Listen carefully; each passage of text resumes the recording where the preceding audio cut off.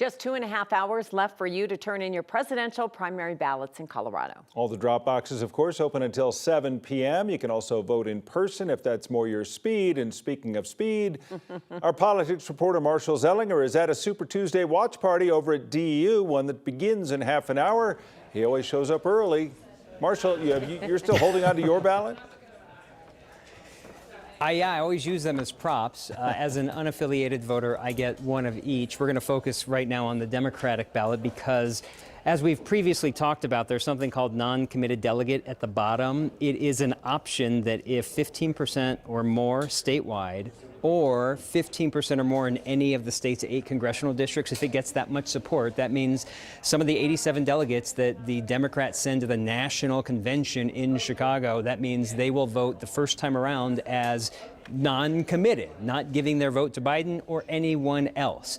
There is now an organized effort to get more people to vote non-committed by the Denver Democratic Socialists of America, who want a change in policy in the Israel-Hamas conflict. And I talked with one voter, Kamala Shaban, who told me she previously voted for Biden, but will vote non-committed now until he can change what's happening in the Gaza conflict.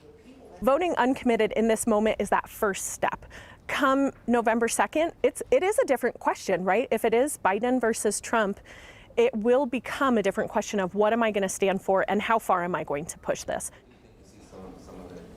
One of the questions I've asked, including to Kamala, was, okay, is a protest non-committed delegate vote today going to be a vote for Biden when he's on the ballot in November? And she said for her personally, probably not, that she might just turn in her ballot blank as another protest vote in November. I know there are people I spoke with today who are part of this concerted effort to get people to vote non-committed who have never voted for Biden previously, that are now using this moment to say it's a protest vote against Biden, though they have never voted for him. So there are several groups involved in this concerted effort, but unless it gets 15% or more, it's not really going to matter in terms of delegates sent to the national convention to ultimately pick the Democratic nominee for president. And I should not give slight to the Republican ballot also. What we're looking for in Colorado is Nikki Haley, whose name is up here, Donald Trump, whose name is down here.